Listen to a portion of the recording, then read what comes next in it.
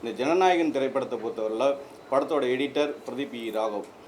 அவர் தான் அதோடைய படத்தொகுப்பாளர். அவர் ஒரு 25 படங்களுக்கு மேலே படத்தொகுப்பு பண்ணியிருக்காரு.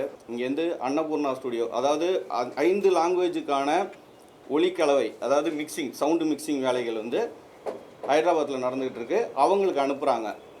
இந்த ஃபைல் 14/1, அதாவது ஏன் எல்லாருமே கேட்டாங்க, ஏன் படம் 9ஆம் தேதி ரிலீஸ்ன்னு சொன்னீங்க, 14/1க்கு ஃபுட்டேஜில் வாட்டர் மார்க் போட்டிருக்கு அப்படின்னு. ஸோ சில அப்டேட்ஸ்க்காக தான் இடையில ரிலீஸ் லேட் ஆகுது அப்படிங்கிற ஒரு சின்ன சின்ன விஷயங்களுக்காக தான் இவங்க மறுபடியும் இன்னொரு வெர்ஷன் பண்ணலாம் அப்படின்னு சொல்லிட்டு அனுப்பிச்ச அந்த வீடியோ தான் இப்போ இணையத்தில் கசிய விடப்பட்டு. சார், எல்லாருக்கும் வணக்கம். இன்றைக்கி ஜனநாயகனில் பொதுவான விஷயம்ல எங்கள் சம்மந்தப்பட்ட சில விஷயத்தை நாங்கள் கிளாரிஃபை பண்ணலாம்னு நினைக்கிறோம். மிஸ்டர் கோபி எடிட்டிங் யூனியனோட பிரசிடென்ட்டு. முதல்ல அது என்ன அப்படிங்கிற தகவல் மட்டும் அவர் சொல்லட்டும், மீதி விஷயத்தை அப்போ நாங்கள் சொல்லுவோம். தென்னிந்திய திரைப்பட படத்தொகுப்பாளர் சங்கம் சார்பாக இந்த ஜனநாயகன் திரைப்படம் வெளியீட்டுக்கு முன்பே இணையத்தில் கசிந்தது தொடர்பான இந்த ப்ரெஸ் மீட்டிற்கு வருகை தந்திருக்கிற அத்தனை பத்திரிகையாளர்களையும் எங்களுடைய நன்றியை தெரிவிச்சுக்கிறோம். ஏன்னா எங்கள் கருத்து அந்த இடத்துல, எங்களுடைய பாயிண்ட், எங்களுடைய நியாயங்களை இந்த இடத்துல பதிவு பண்ண வேண்டிய கட்டாயம் இருக்குது. அது உங்கள் வழியாக தான் நாங்கள் பதிவு பண்ண வேண்டிய கட்டாயத்தில் இருக்கோம். இந்த ஜனநாயகன் திரைப்படம் இணையத்தில் கசிஞ்சதில் எங்களுடைய வருத்தம் மிகப்பெரியது.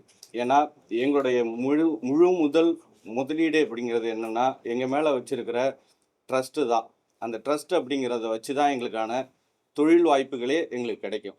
இந்த ஜனநாயகன் திரைப்படத்தை பொறுத்தவரையில் படத்தோட எடிட்டர் பிரதீப் ராகவ். அவர் தான் அதோடைய படத்தொகுப்பாளர். அவர் ஒரு 25 படங்களுக்கு மேலே படத்தொகுப்பு பண்ணியிருக்காரு.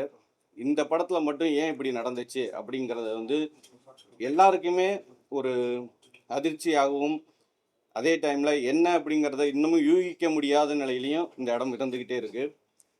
இந்த படத்தோட ரிலீஸ்க்காக சென்சார் அப்ளை பண்ணுற அந்த டைம் நடந்துக்கிட்டு இருந்தப்போ, அந்த சென்சார் தள்ளி போக ஆரம்பித்தப்ப படத்தோட இயக்குனருக்கு எப்போதுமே ஒரு ஆசை வரும், படத்தை கொஞ்சம் அப்டேட் பண்ணலாம், சிஜி ஷார்ட்ஸ் அப்டேட் பண்ணலாம் அப்படின்னு சொல்லிட்டு. அப்படி அப்டேட் பண்ணுறதுக்காக சிஜி ஷார்ட்ஸ்லாம் அப்டேட் பண்ணி சென்னையில் இருக்கிற நாக் ஸ்டூடியோவிலேருந்து அவங்க அந்த ஷார்ட்ஸ் எல்லாம் வாங்கி அதை சவுண்டு மிக்சிங்க்காக கரெக்ஷன்லாம் பண்ணிவிட்டு, எடிட்டர் அதை ப்ரொடியூசரோட நாலேஜோட, டைரக்டரோட நாலேஜோட தான் இங்கேருந்து அன்னபூர்ணா ஸ்டுடியோ, அதாவது 5 லாங்குவேஜுக்கான ஒலிக்கலவை, அதாவது மிக்சிங், சவுண்டு மிக்சிங் வேலைகள் ஹைதராபாத்தில் நடந்துகிட்டு இருக்கு. அவங்களுக்கு அனுப்புகிறாங்க. இந்த ஃபைல் 14/1, அதாவது ஏன் எல்லாருமே கேட்டாங்க, ஏன் படம் 9ஆம் தேதி ரிலீஸ்ன்னு சொன்னீங்க, 14/1க்கு ஃபுட்டேஜில் வாட்டர் மார்க் போட்டிருக்கு அப்படின்னு. ஸோ சில அப்டேட்ஸ்க்காக தான் இடையில ரிலீஸ் லேட் ஆகுது அப்படிங்கிற ஒரு சின்ன சின்ன விஷயங்களுக்காக தான் இவங்க மறுபடியும் இன்னொரு வெர்ஷன் பண்ணலாம் அப்படின்னு சொல்லிட்டு அனுப்பிச்ச அந்த வீடியோ தான் இப்போ இணையத்தில் கசிய விடப்பட்டிருக்கு. மற்றபடி இதை எடிட்டர் பண்ணியிருப்பார் அப்படின்னு சொல்லிட்டு சில தகவல்கள் இணையத்தில் உலாவிக்கிட்டே இருக்குது. எடிட்டர் பண்ணணும்னு நினச்சிருந்தா இந்த விஷயம் எங்ககிட்ட வாட்டர் மார்க் இல்லாத ஃபுட்டேஜே இருக்கும். வாட்டர் மார்க் இல்லாத ஹெச்டி பிரிண்ட்டு, 2K பிரிண்ட் எங்ககிட்ட இருக்குது. இதே பிரதீப் ராகவ்கிட்ட இருக்குது. அவர் எதுக்கு எடிட் ரெஃபரன்ஸ்னு போட்ட ஒரு விஷயத்த அவர் இணையத்தில் கசிய விட்டு அவர் மாட்டிக்கிட்டு அவர் கேரியர் அவர் லாஸ் பண்ணணும். அது அவசியமே கிடையாது. இதில் யாருடைய விஷயமோ இல்லை வேறு பின்புலங்கள் என்ன இருக்கோ அது நமக்கு தெரியாத விஷயம். ஏன்னா எங்களுக்கு டெக்னீஷியனாக வரோம், டெக்னீஷியனாக வேலையை பார்க்குறோம். பின்னாடி அரசியல் இருக்கா, அரசியல் இல்லையா, அதெல்லாம் நாங்கள் பார்க்க வேண்டிய அவசியம் இல்லை. எங்களுக்கு சம்பளம் கொடுத்தாங்களா கொடுக்கலையா அதை நாங்கள் பார்த்துட்டு வேலையை பார்த்துட்டு போகிறோம். ஸோ அவர்கிட்ட வாட்டர் மார்க் இல்லாத ஃபுட்டேஜே இருக்கும்போது அதை வெளியில் விட்டுருக்கலாம். இது வாட்டர் மார்க் இருக்குது, அதில் ஃபார் எடிட் ரெஃபரன்ஸ்னு இருக்குது.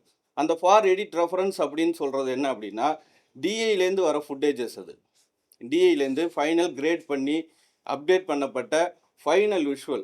அது எடிட்டர் சரி பார்க்குறதுக்காக அனுப்புகிற ஒரு விஷயம்.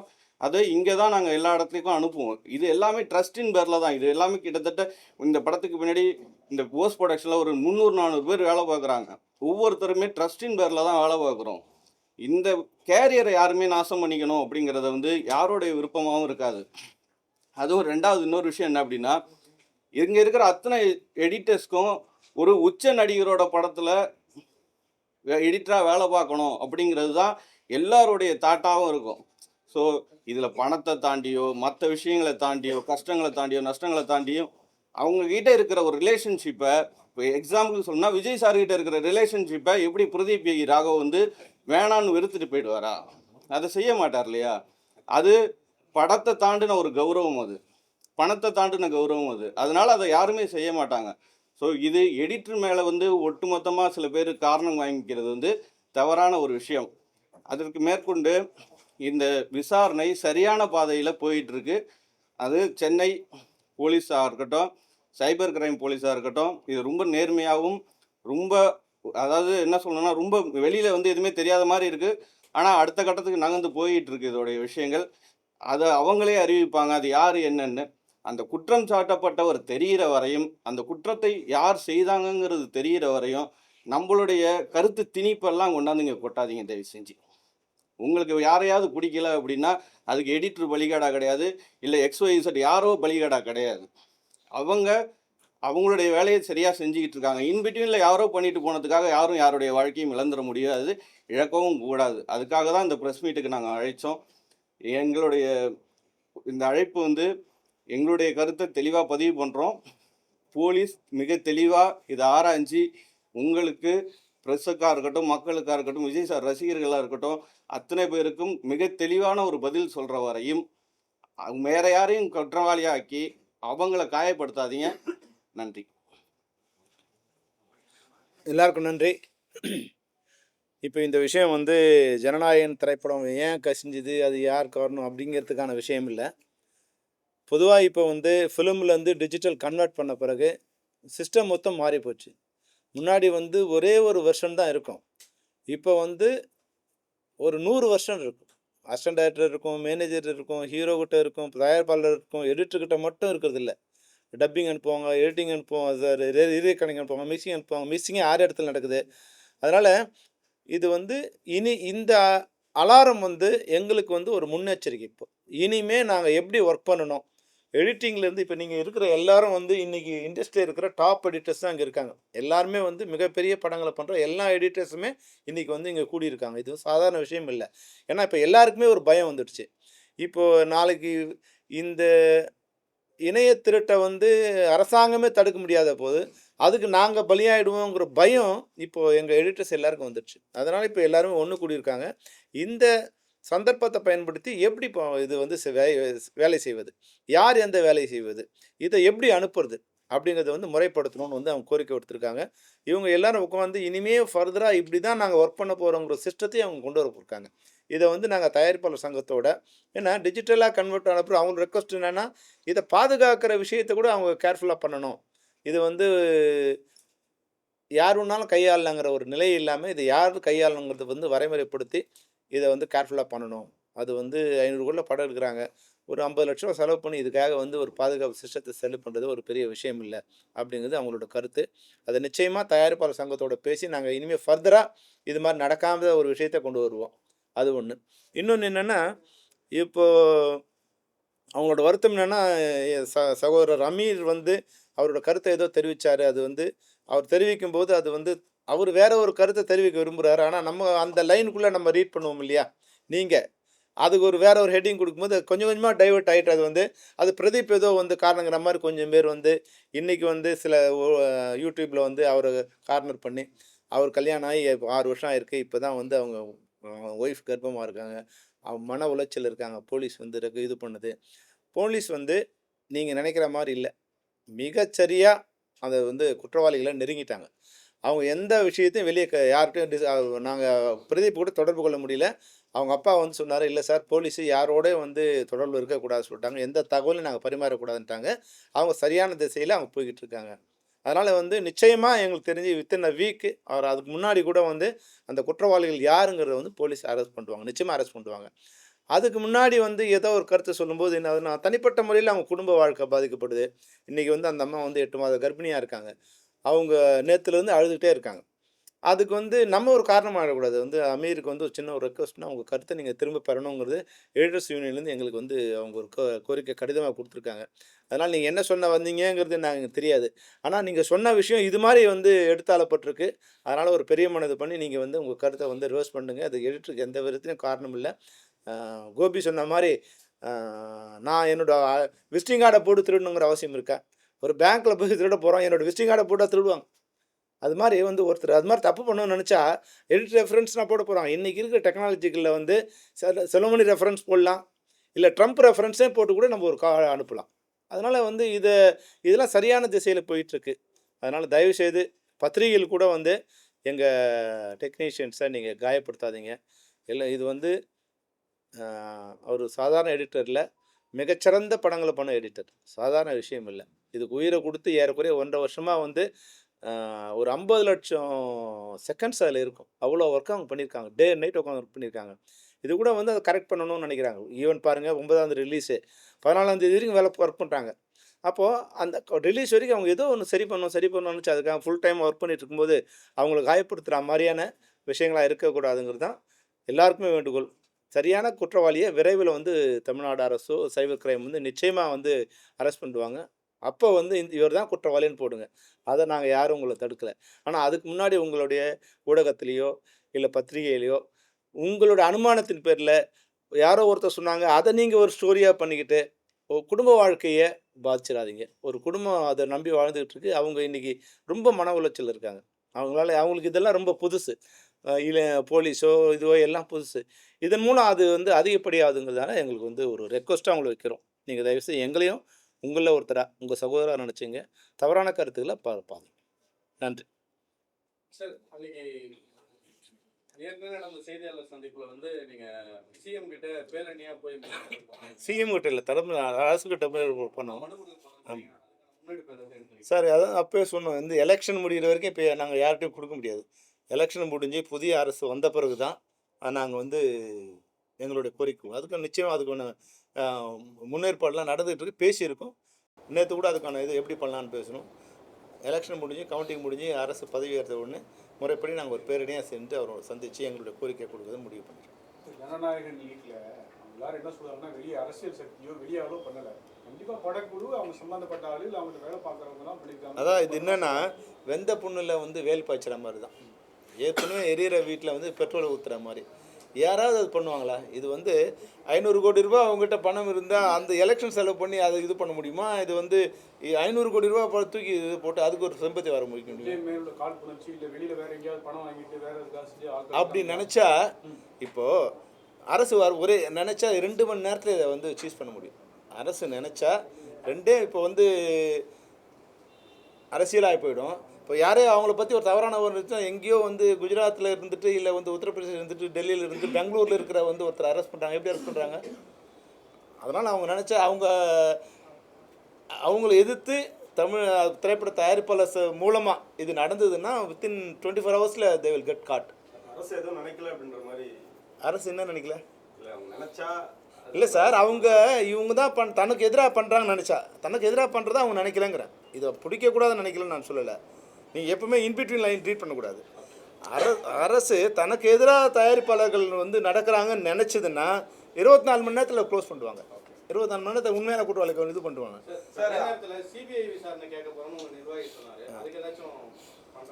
தயாரிப்பாளருக்கு அந்த கடிதம் கொடுத்துருக்காங்க. ஒன்று நீங்கள் பண்ணுறீங்களா இல்லை நம்ம பண்ணணுமா? இப்போ வந்து எங்களுக்கு இப்போது நேற்று ஒரு இது என்னென்னா ஏறக்குறைய வந்து போலீஸ் வந்து ஒரு ரைட் எங்களுக்கு வந்து நாங்கள் நினச்சிக்கிட்டு இருந்தோம் எந்த விசாரணை நடக்கலைன்னு நாங்கள் நினச்சிக்கிட்டு இருந்தோம். ஆனால் நேற்று எங்களுக்கு வந்து ஒரு உண்மை தெரிஞ்சிச்சு. வந்து அண்டர் கரண்ட்டாக போலீஸ் வந்து 24 ஹவர்ஸ் ஒர்க் பண்ணிட்டு இருக்காங்க. இதுக்காக விரைவில் அவங்களே கண்டுபிடிச்சிடுவாங்க நம்பிக்கையும் இருக்குது. அதனால் அப்படி இல்லைன்னா அதுக்கப்புறம் பார்க்கலான்னு ஒரு முடிவு. படம் பல இடங்கள்ல இந்த படத்துக்கான ஒர்க் நடந்துட்டு தான் சொல்கிறீங்க. ஸோ நம்மளோட சைடில் இருந்து படம் வந்து வெளியே போகலன்றதை வந்து நீங்கள் ரொம்ப தீர்க்கமாக விளக்கம் கொடுத்துட்டீங்க. இப்போ அது எந்த இடத்துல இருந்து எங்கேயாவது லீக் ஆச்சு அந்த மாதிரி உங்களுடைய பாயிண்ட் ஆஃப் வியூலேருந்து தெரிய வந்ததா? அசம்ஷனாக அதை கேட்குறேன் சார். இப்போ நாங்கள் சொல்லி அது வந்து திருடனை வந்து நாங்கள் இதை சொல்ல வேண்டிய இடத்துல சொல்லிட்டோம். எங்கே நாங்கள் அமிச்சோம், எப்படி வந்திருக்கலாம், யார் அது காரணமாக இருப்பாங்கிறத சம்மந்தப்பட்டவங்க சொல்லிட்டாங்க. இப்போ அது உங்களுக்கு சொல்லி அவர் ரெடி ஆகிடக்கூடாது. அதனால் நிச்சயமாக குற்றவாளி விரைவில் கைது செய்யப்படுவார். சார், இப்போ ஜனவரி 9க்கு அப்புறமா தான் இந்த ஒரு நிகழ்வானது நடந்திருக்குன்னு சொல்கிறீங்க. ஏன்னா முதல்ல ஒரு வெளியீட்டு தேதி முடிவு பண்ணி அதுக்கப்புறம் தள்ளி போனதுக்கப்புறமா நீங்கள் கூட சொன்னீங்க அந்த சிஜியை வந்து பார்த்தீங்கன்னா அப்டேட் பண்ணும்போது இருக்கலாம். அதுக்கப்புறம் தான் அது நடந்ததுக்கான சாத்தியம். ஜனவரி 5, 6லேயே வந்து படம் சென்சார் தள்ளி போகுதுங்கிறத அவங்க உணர்ந்துட்டாங்க. உணர்ந்ததுக்கு பிறகு ஏதாவது குறைகள் இருக்கும் இல்லையா? நம்ம அவசரத்தில் சில விஷயங்கள் பண்ணியிருக்கோம். சில ஷாட்டு திருப்தி இல்லாமல் கூட இருந்திருக்கலாம்.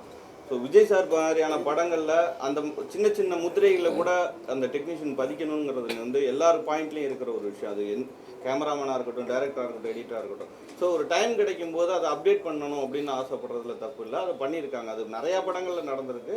அதே மாதிரியான விஷயங்கள் தான் அதை பண்ணதுக்கு பிறகு தான் 14ஆம் தேதி வந்து அவங்ககிட்ட இந்த அவுட்புட்டை வாங்கி மற்றவங்களுக்கு அந்த வேலையை பாருங்கன்னு சொல்லிட்டு அவங்க அனுப்புகிறாங்க. சொல்லுமணி சார் 3 மாதம் தள்ளி போனனால தான் அந்த பிரச்சனை. இது கரெக்டான சமயத்தில் வந்துருந்து சென்சார் மற்ற பிரச்சனைகள்லாம் வராமல் இருந்தால் இதே வந்திருக்காது அப்படின்னாங்க. அதை நீங்கள் ஒத்துக்கிட்டு 14 வருஷம் படம் வரல, அது இப்போ ரிலீஸ் ஆகலப்பா. நீங்கள் உங்கள் நோக்கம் யாரையாவது குற்றவாளியாக்கி எங்கள் வாயிலேருந்து வந்துச்சு அதை வந்து எட்டிங் போட்டு முன்ன அப்படிதான் நினைக்கிறீங்க இல்லையா? 3 மாதம் தள்ளி போனது சார். நீங்கள் அரசியல் இல்லையா? இல்லை சார், எப்பவுமே வந்து இது மட்டும் இல்லை, ஒரு வேல்யூபிளான வந்து பொருள் வந்து பாதுகாப்பு இல்லாமல் இருக்கும்போதோ இல்லை ரொம்ப நாள் இதுக்கு இருக்கும்போதோ அதை பாதுகாக்க வேண்டிய கட்டாயம் வந்துடும். அது நம்மளால் ரொம்ப நாள் ப்ரிசர்வ் பண்ண முடியாது. அது நிச்சயம்தான். 3 மாதம் அந்த நாள் தள்ள அதை கொஞ்சம் இப்போ நம்ம 100 தடவை வீட்டை விட்டு வெளியே போவோம், ஒரு தடவை பூட்டாமல் போவோம். ஆனால் திருடன் 100 தடவை வாஷ் பண்ணிட்டே இருப்பான். நம்ம ஒரு தடவை ஒரு தடவை தான் நம்ம மறந்தோன்னு சொல்ல முடியாது. அந்த 100 நாள் நம்ம வந்து இதுவாக இருக்குது. இது வந்து அந்த அர்ஜென்ட்டுக்கு வந்து வாட்டர் மார்க் போட்டு அனுப்பிச்சிட்டே இருக்க முடியாது. அது ஒரு வேலையாயிடும். வந்து 1 ஹவருக்கு ஒரு தடவை அனுப்ப சொல்லிகிட்டே இருப்பாங்க.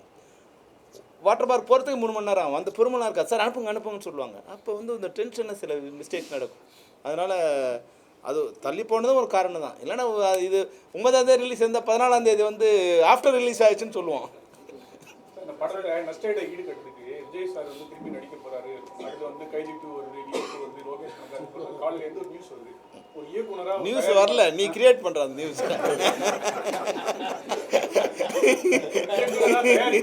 அதான் உன்னோட கருத்தை என் வாயில சொல்லி இப்போ நான் சொன்னேன்னு சொல்ல வைக்கிறதுக்கான முயற்சி நீ பண்ற. அப்படிலாம் எதுவும் அது மாதிரி எதுவுமே இல்லை சார். இப்போ டெக்கில் இருந்து நம்ம எடுத்துக்கிட்டோம்னா டெக்கு நம்ம திருட்டு விசாரிச்சு டிவிடி வந்தது, மெமரி கார்டில் காப்பி பண்ணாங்க. இது ஒவ்வொரு காலகட்டத்திலையும் பார்த்தீங்கன்னா பைரசி கண்டிப்பாக தொடர்ந்து நடந்துட்டு தான் இருக்கு. நம்ம இந்த மாதிரி ஒரு சம்பவம் நடக்கும்போது மட்டும்தான் அது மேலே கான்சன்ட்ரேட் பண்ணுறோம். அதுக்கப்புறம் ஒன்றும் பெருசாக அதை கண்டுக்கிற மாதிரி தெரியல. இதுக்கு வந்து சட்டங்கள் வந்து ரொம்ப கடுமையாக்கப்படணும், தண்டனைகள் வந்து அதிகப்படுத்தப்படணும். அப்படி பண்ணாதான் இதுக்கு ஒரு தீர்வு. இப்போ ஏற்கனவே சார் இருக்கிற சட்டத்தின்படி தண்டனை கொடுத்தா கூட எங்களுக்கு போதும். இப்போ ஏற்கனவே மத்திய அரசு ஒரு சட்டம் கொண்டு வந்திருக்கு. இது வந்து அவங்களுக்கு 3 இயர்ஸ் வந்து இம்ப்ரூவ்மெண்ட்டு, அப்புறம் வந்து 5% வந்து டோட்டல் காஸ்ட் ஆஃப் ப்ரொடக்ஷனில் 5% நஷ்டஈடு. புரியுதுங்களா? இப்போ இது வந்து 500 crores வச்சுங்க. 5% தயாரிப்பாளருக்கு வந்து கம்மியாக இருக்கும். ஆனால் திருடனுக்கு அது பெரிய அமௌண்ட்டு. 25 கோடிங்கிறது 3 வருஷம் ஜெயிலில் இருக்கணும். அப்போது மற்றவனுக்கு பயம் வரும். இப்போது குறைஞ்சபட்சம் இருக்கிற சட்டத்தை வந்து அமுல்படுத்தி திருடனை கண்டுபிடிச்சி அவனுக்கு தண்டனை வாங்கி கொடுத்தாவே எங்களுக்கு முதல்ல போதும். அதுக்கப்புறமா அதை அப்டேட் பண்ணலாம். முதல்ல இருக்கிற சட்டத்தின்படி அவங்களுக்கு முதல்ல அரெஸ்ட் பண்ணால் நல்லது. சார், இப்போ மத்திய அரசு சட்டம் நீங்கள் சொன்னீங்க, பெப்சி தரப்புல ஏதாவது வரையறை ஏதாவது இருக்காருன்னா ஒருவேளை தவறு செய்யக்கூடிய நபர்கள் உங்கள் யூனியன் மெம்பராக இருக்கக்கூடிய பட்சத்தில் சார் யூனியன் மெம்பராக இருந்தாலும் சினிமாவில் நான் ஒர்க் பண்ண மாட்டேன் சார். அவங்களோட சேர்ந்து அது எங்கள் யூனியன் மெம்பராக பண்ண மாட்டாங்க. 100% பண்ண மாட்டாங்க சார். 100% 1000% எங்கள் மெம்பர்ஸ் அது மாதிரி தப்பு பண்ண மாட்டாங்க. அப்படி தப்பு பண்ணாங்கன்னா நிச்சயமாக அவங்க வந்து சினிமாவில் இருக்க முடியாது சார். கோபி சார், டெக்னாலஜியில் ஒவ்வொரு இதுலையும் மார்க்கர் போட்டுருக்கு. நீங்கள் எந்த ட்ரெண்டு வெளியே அனுப்பினாலும் அது இந்த இடத்துலேருந்து தான் போகணும் கண்டுபிடிச்சிடலாம் அப்படின்னு சொல்கிறாங்க. இந்த படம் கிட்டத்தட்ட முழு படம் வந்தால் அது சொன்ன மாதிரி 2 மணி நேரத்தில் கண்டுபிடிச்சிட முடியாதா? இன்னைக்குள்ள டெக்னாலஜியில் இந்த இடத்துல போனது இங்கே தான் வந்துருக்கு அப்படின்னு சார். இந்த இது வந்து total water mark sir. Water மார்க்கை வச்சு நீங்கள் கண்டுபிடிக்க முடியாது. நீங்கள் ஏதாவது ஸ்பெசிஃபிக்காக க்யூப்பில் கொடுக்குற மாதிரி ஏதாவது கியூஆர் நம்பர்ஸ் அந்த மாதிரி ஏதாவது நம்ம ஸ்பெசிஃபிக்காக இருந்துச்சுன்னா அது நடக்கும். இங்கே வந்து நம்ம டெக்னீஷியன்ஸ்குள்ளே அனுப்பிக்கிற அந்த பிரிண்ட்லலாம் அதை நாங்கள் யாருமே இம்ப்ளிமெண்ட் பண்ண மாட்டாங்க. நம்ம இன்டர்னல் ஏதாவது இன்வெஸ்டிகேஷன் நடத்தலாமா சார்? நம்ம டீம் நம்ம அதை விசாரணை பண்ணோம் சார். விசாரணை பண்ணி அந்த ரிசல்ட்டை போலீஸ் சொல்லிட்டோம். நம்ம அந்த இன்வெஸ்டிகேஷன் ஆமாம், யார் எங்கே அமிச்சோம், எப்போ அமிச்சோம், யார் யாருக்கு அமிச்சோம், அதில் யார் யாரெல்லாம் சம்மந்தப்பட்டிருக்காங்க அப்படிங்கிற டீட்டெயில் எல்லாம் வந்து போலீஸ்க்கு கொடுத்துருவோம் சார். அந்த படத்தின் தயாரிப்பாளர் இருக்குது சார், இன்னி வரைக்குமே பெருசாக ஒன்றும் பேசலை. முதல்ல ஒரு வீடியோ அவர் அதில் ஒரு பிரச்சனை வரக்கூடாதுன்னு நினைப்பார். அவர் உங்களை பார்த்தா வேற ஏதாவது ஒன்று கேட்பீங்க. அதனால வந்து இதில் அந்த நஷ்டத்தோட அந்த நஷ்டம் பெரிய நஷ்டமாக இருக்கும். படத்தோட ஹீரோ பேச மாட்டேங்கிறார், ப்ரொடியூசர் பேச மாட்டேங்கிறார், பெப்சி பேசுது சார். இல்லை சார், அவங்கவுங்க பிரச்சனை உரிமைக்கான ஆள் அவங்க தானே சார். அவங்க தானே சார். இல்லை சார், எப்பவுமே என் பிரச்சனைன்னு வரும்போது இவர் தான் பேசுவார். என் பிரச்சனைக்கு நானே பேசினா நல்லா இருக்காது. அப்போ அவர் பிரச்சனை வரும்போது நான் பேசுவேன். ஜக்குபாய் பிரச்சனை வரும்போது அவர் பேசவே இல்லை. சம்மந்தப்பட்டு அவங்க அப்புறம் வந்தாங்க. முதல்ல இண்டஸ்ட்ரி தான் வந்து அது இதுவாச்சு, அவங்களுக்காக வந்தது. அதனால் வந்து இது எனக்காக பண்ணுன்னு சொல்கிறது இந்த நேரத்தில் அவர் இதுவாக இருந்தோ பேசாமலே அவர் நடக்குதில்லை. பேச வேண்டிய அவசியம் வந்தால் பேசுவாங்க. நன்றி நன்றி நன்றி.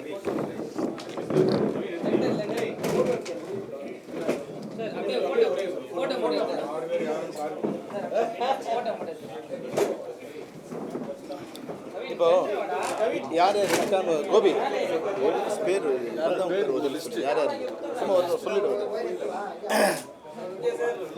சார். இப்போ அவங்க எடிட்டர்ஸ் சைலன்ஸ் சார், இவர் யார் யார் வந்திருக்காங்கிற பேர் அவங்க சொல்லிட்டோம். அவங்க எடிட்டர்ஸ் யார் யார் இருக்காங்கன்னு தெரியும் கலந்துட்டு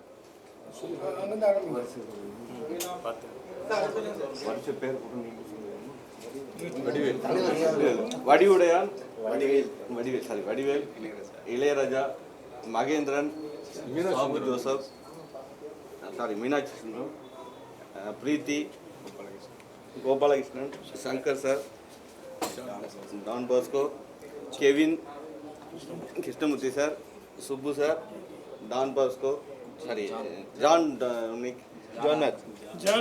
Abraham Nagooram G K. Prasanna sir Srinivasan sir Ashok Mehta sir Balaji sir and Dinesh Ponraj sir Umashankar Babu செயலாளர் சார். எல்லாமே வந்து இன்றைக்கி ரெப்யூட்டட் எடிட்டர்ஸ் சார். இவங்க எல்லாருமே வந்து இன்றைக்கி டாப் படங்களை இவங்க 1 to 25 படம் பண்ணுறவங்க இவங்க தான். இவங்க எல்லாருமே கொஞ்சம் பேர் வந்து அவங்க கிளம்பிட்டாங்க. இன்றைக்கி எடிட் பண்ணுற எல்லா எடிட்டர்ஸும் ஒன்று சேர்ந்துருக்காங்க. இதை ஒழுங்கு பண்ணணும். அதாவது இந்த பிரச்சனையை இதுக்காக இல்லை, இதை இனிமேல் ஃபர்தராக ஒழுங்கு பண்ணி எல்லாரையும் சேவ் பண்ணணும், திரைப்படத்தையும் சேவ் பண்ணுங்கிற ஒரு நல்ல எண்ணத்தில் எல்லோரும் சேர்ந்துருக்காங்க. அவங்களுக்கும் நன்றி, உங்களுக்கும் நன்றி.